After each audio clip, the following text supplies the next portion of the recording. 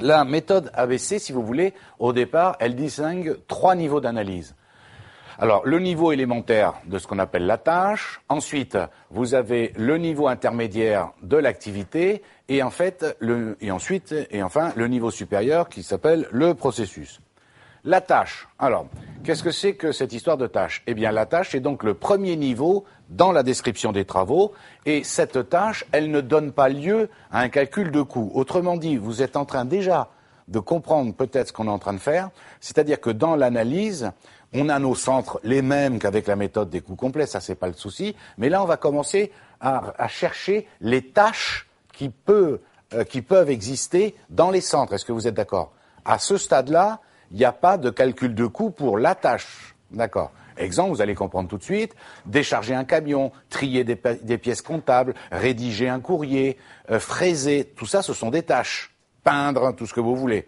Recharger le camion, tout ça, ce sont des tâches. Très bien. Ensuite, l'activité. Alors, la méthode ABC, évidemment, c'est pour ça que ça s'appelle comme ça, elle est centrée sur le coût des activités.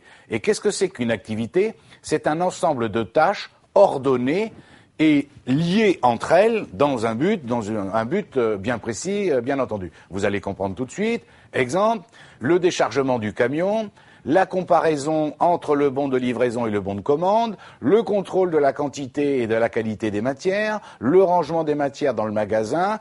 Ça, par exemple, ce sont des tâches, on est bien d'accord, 4 tâches, on va dire, et ces 4 tâches constituent l'ensemble de l'activité réception des livraisons. Ça va, vous me suivez? D'accord? Ça veut dire quoi? Ça veut dire que dans le centre au départ, approvisionnement, il y a ces 4 tâches-là, vous êtes d'accord? Et l'ensemble de ces tâches, ça fait l'activité de réception des livraisons. Ça va? Autre exemple, le fraisage, le rabotage, le perçage sont 3 tâches dont l'ensemble constitue l'activité d'usinage.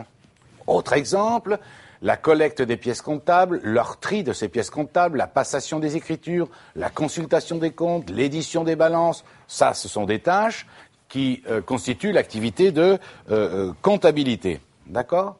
Alors, la notion d'activité, évidemment, dans cette méthode dite ABC, est à peu près comparable à la notion de section dans le PCG. D'accord? Vous vous souvenez, il y a les centres, les sections dans le PCG. D'accord? Autrement dit, dans la méthode traditionnelle, bien entendu. Le regroupement des tâches. Le regroupement de certaines tâches dans une activité n'est pertinent pour le calcul des coûts que si les différentes tâches interviennent, évidemment, dans les mêmes proportions pour tous les travaux réalisés par cette activité. On peut mélanger, comprenez, plusieurs tâches dans une activité, ça c'est pas le problème, mais il ne faut pas qu'il y ait un déséquilibre trop grand, parce qu'à ce moment-là, si ça arrivait, je fais 2 activités différentes, parce que si je commence à tout mélanger, ça pose un problème. Exemple, la comparaison entre les bons de livraison et de commande, le contrôle de quantité et de qualité s'effectue, est-ce que vous êtes d'accord, de même manière que ce soit pour des livraisons réceptionnées, quelles que soient les livraisons réceptionnées, ça va? On est bien d'accord. Vous comparez des bons de livraison et de commande, le contrôle de quantité et de qualité, quelle que soit la livraison, c'est pareil. Vous voyez, les tâches sont identiques. En revanche, le déchargement des camions et le rangement des matières, c'est pas la même chose selon ce que vous déchargez et selon ce que vous stockez. D'accord? Si vous stockez, je vous dis toujours, des enclumes et que vous stockez du papier toilette, je veux dire, c'est pas la même chose. En termes de rapidité pour vider le camion, c'est pas pareil. Et pourtant, c'est toujours une même tâche, décharger un camion par exemple. D'accord? Il serait donc préférable de répartir ces tâches en une activité de manutention et une activité de contrôle, quand il y a trop d'écart. Le processus. Alors, les suites d'activités, vous voyez, les suites d'activités dont vous nous parlez, elles concourent à un but commun qui forme un processus auquel participent plusieurs divisions, que ce soit des ateliers ou des services. Et en fait, l'entreprise, au lieu d'être vue verticalement, ici, vous allez voir, elle est plutôt aperçue, vue, appréhendée d'une façon transversale. Par exemple, regardez bien, je peux vous le présenter comme ça. Les tâches 1 et 2, vous voyez, c'est décharger, ranger, c'est l'activité de manutention. Ensuite, comparer les bons, contrôle de qualité, qualité et de quantité qualité, c'est des activités de contrôle. Découper, fraiser, assembler, c'est une activité d'usinage. Et l'ensemble fait le processus d'exécution d'une commande. Vous voyez la différence entre le processus, les activités et les tâches. Ça va, vous voyez, c'est pas la même chose que quand on a une vision verticale. Et d'ailleurs, on va voir la différence entre cette vision transversale et la vision verticale d'une entreprise. Ça, par exemple, vous connaissez hein, la vision verticale, une direction générale, un exemple, hein, le grand classique, 3 directions industrielles, fonctionnelles et commerciales, et après on descend dans l'entreprise. Ça, hein, c'est l'organigramme que vous connaissez de façon traditionnelle.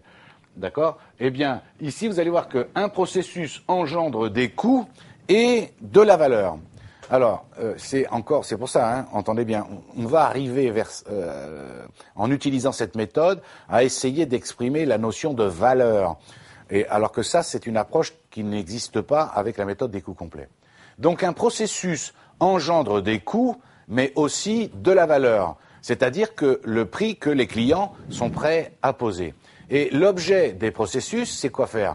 C'est de réaliser, alors selon le cas des biens ou des services, et qui vont satisfaire les clients. Et donc on distingue 2 catégories, les activités qui sont créatrices ou créatives de valeur, donc elles ont des coûts élevés, mais en général, évidemment, hein, quand ça crée de la valeur, en général, ça a des coûts élevés, mais il faut les maîtriser et on peut, et ça arrive souvent, on le verra plus tard, privilégier certaines activités par rapport à d'autres, en particulier les activités qui dégagent beaucoup de valeur. Est-ce que vous comprenez ? Les activités qui dégagent beaucoup de valeur, même si elles coûtent, sont à privilégier, bien entendu.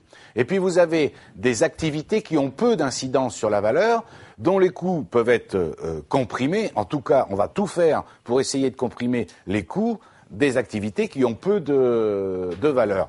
On va même essayer, dans la mesure du possible, de les supprimer. Et l'action sur les processus vise à augmenter, vous avez compris, le rapport entre la valeur et le coût. Parce que vous comprenez intuitivement que vous avez intérêt à développer les activités qui, quand vous mettez la valeur perçue par le client divisée par le coût, vous faites ce rapport-là, vous allez choisir, développer, améliorer, mettre en avant, bien sûr, les activités qui permettent d'avoir ce ratio le plus important, bien entendu.